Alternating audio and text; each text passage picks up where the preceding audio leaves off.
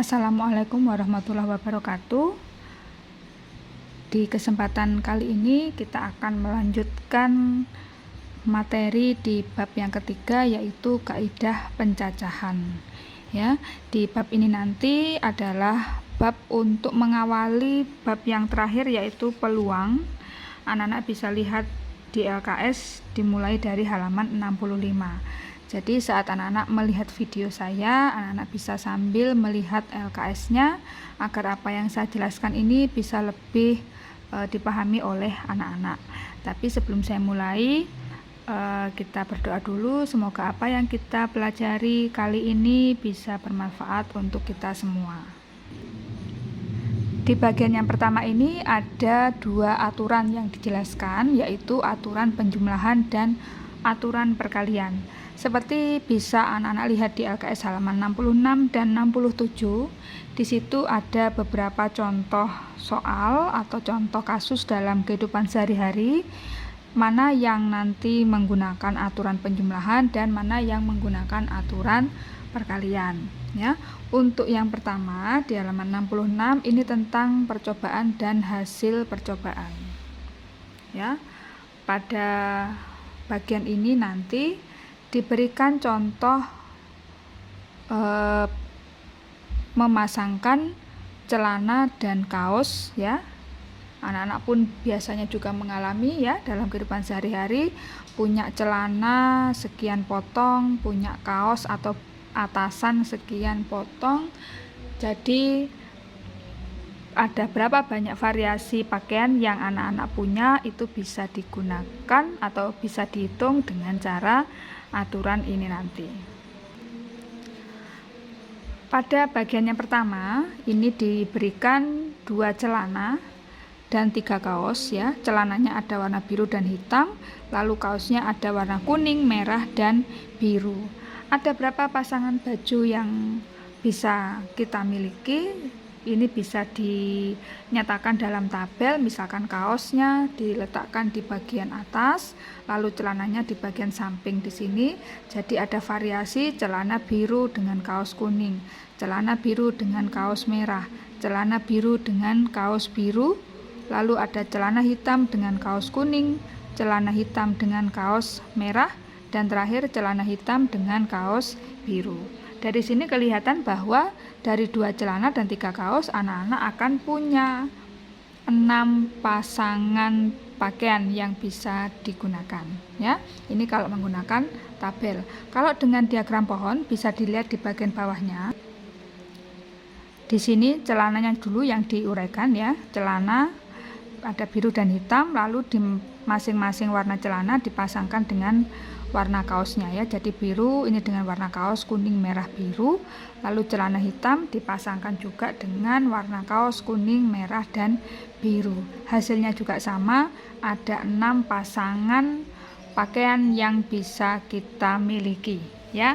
Jadi nggak perlu punya baju banyak-banyak, ya, asalkan celana atau atas bawahan dengan atasan itu bisa kalau istilahnya sekarang itu bisa di mix and match. Itu anak-anak bisa punya baju yang banyak sekali, ya. Jadi bisa ganti-ganti macam-macam, padahal bajunya ya hanya itu-itu saja, ya. Jadi pinter-pinternya kita memadu padankan baju.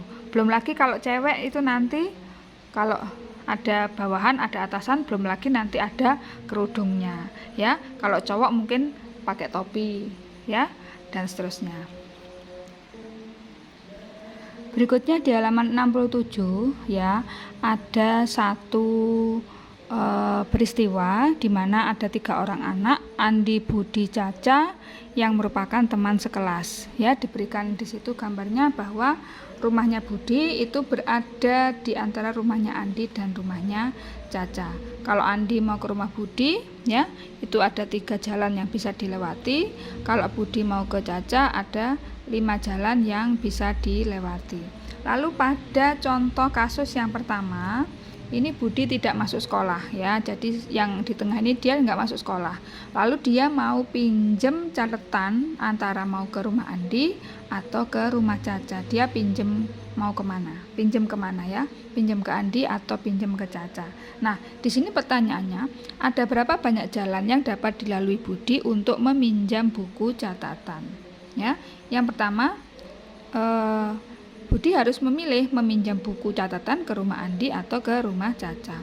Kalau Budi mau pinjam ke rumah Andi, dia tentu punya 3 jalan yang bisa dilalui. Tapi kalau mau ke rumah Caca, dia ada 5 pilihan jalan yang bisa dilalui.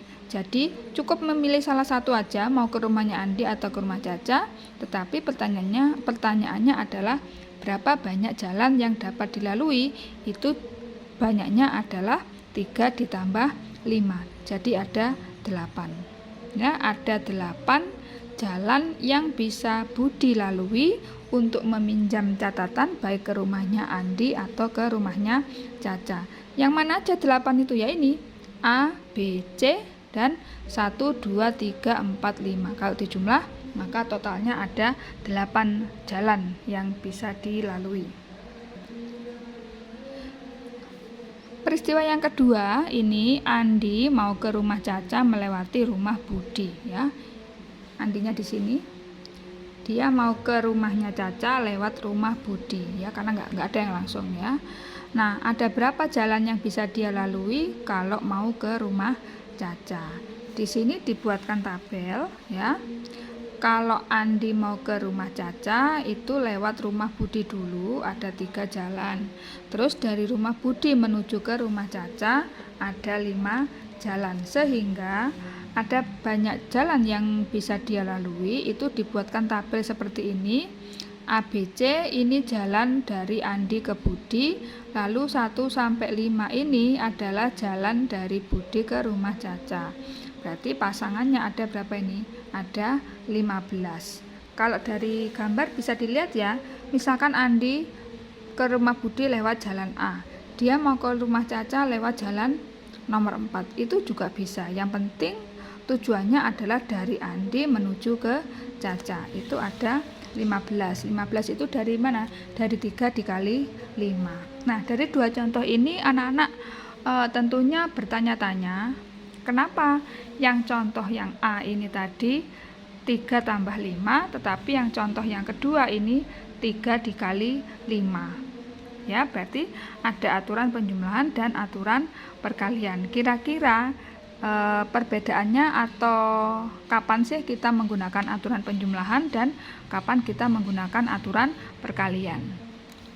Dari contoh-contoh soal yang ada di halaman 69, 70, 71 ya, anak-anak nanti bisa melihat kapan kita menggunakan aturan penjumlahan dan kapan menggunakan aturan perkalian. Ini nanti dijawab saat kita KBM secara tatap muka di kelas ya. Nanti anak-anak bisa utarakan kapan kita menggunakan aturan penjumlahan, kapan kita menggunakan aturan perkalian.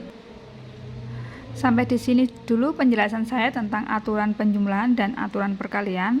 Untuk di video selanjutnya nanti akan kita bahas beberapa contoh soal atau beberapa soal yang ada di LKS ini, agar nanti anak-anak bisa lebih memahami materi aturan penjumlahan dan aturan perkalian. Terima kasih untuk yang sudah menyimak dari awal video sampai di akhir. Semoga apa yang kita pelajari bersama ini membawa manfaat untuk kita semua. Amin ya robbal alamin. Sekian dulu. Wassalamualaikum warahmatullahi wabarakatuh.